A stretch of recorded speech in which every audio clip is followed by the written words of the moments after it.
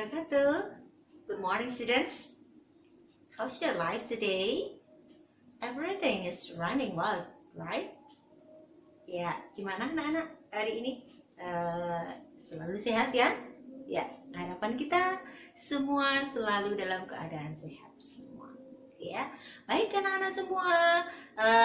Kita ketemu lagi di kelas bahasa Inggris ya. We're back again in the English class, and today we are going to learn about text again.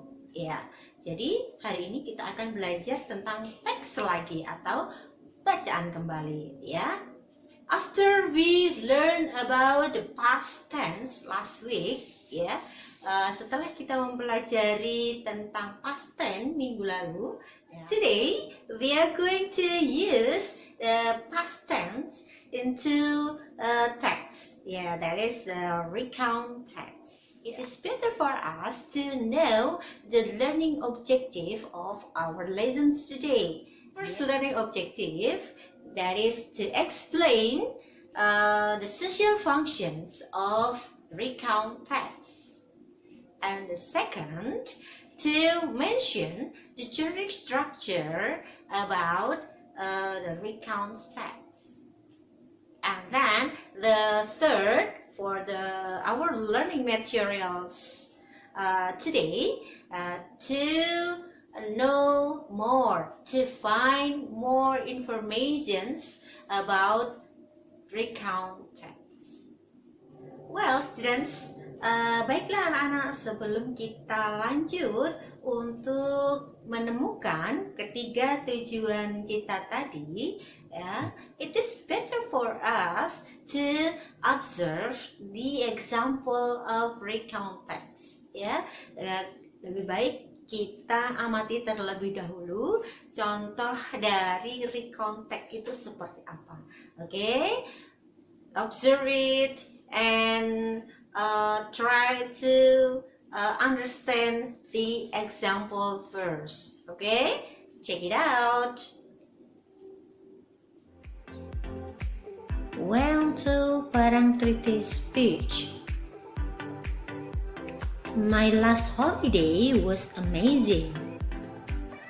My family and I went to Parangtritis Beach that is located in Yogyakarta. We woke up early in the morning and prepared everything. We brought some snacks and beverages such as potato chips, cheese sandwiches, water, and fruit juice. We went to the beach by car. We left at 7 o'clock in the morning. The trip took about 3 hours and arrived at around 10 a.m. As I stepped on the beach sand, I really wanted to feel the water and swam there. So we changed our clothes first and then swam for about an hour. It was tiring and made us hungry. My mother then prepared all the snacks and drinks. After having snacks and drinks, then I played on the sand, made a big sand castle with my sister. While my parents were going for a walk alone to enjoy the lovely scenery. Before the day was getting dark, we decided to go home. Before we went home, I looked for some beautiful souvenir at the nearby shop there. We went home at about 5 p.m. It was a memorable experience for me with my family.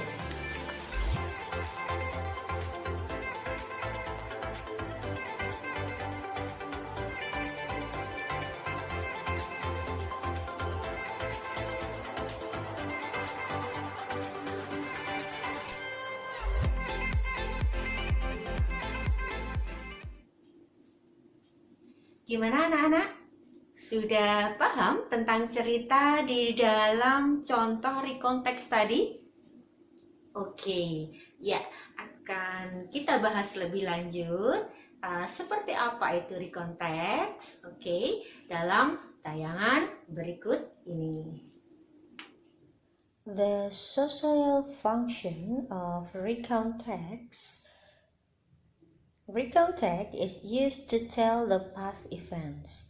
Jadi fungsi sosial dari recontext digunakan untuk menceritakan kejadian yang telah berlalu. Itu ya. Kemudian the generic structure of recontext. Mari kita analisa dari teks yang sudah kita baca di depan ya. Mulai dari when to parenthesis speech. Itu merupakan title atau judulnya.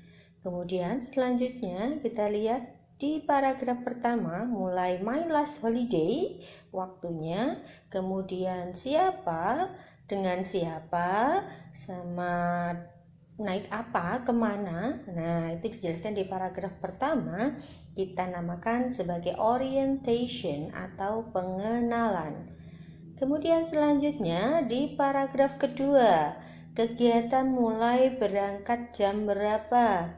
Kemudian apa saja aktivitas-aktivitas yang dilaksanakan di pantai. Dan sampai detail berapa aktivitas yang ada di sana diceritakan secara berurut. Kita sebut hal itu adalah series of events ya. Jadi yang kedua series of event atau urut-urutan kejadian. Selanjutnya di paragraf terakhir di situ dijelaskan kapan dia pulang, kemudian bagaimana perasaannya setelah pengalaman mengunjungi pantai. Itu kita sebut reorientation. Jadi, untuk kesimpulannya, the generic structure dari recontext yaitu ada orientation yang terdapat who, when, where, with whom, and how, ya, itu adalah orientation atau pengenalan. Kemudian yang kedua, series of event, urutan kejadian, aktivitas pertama sampai terakhir.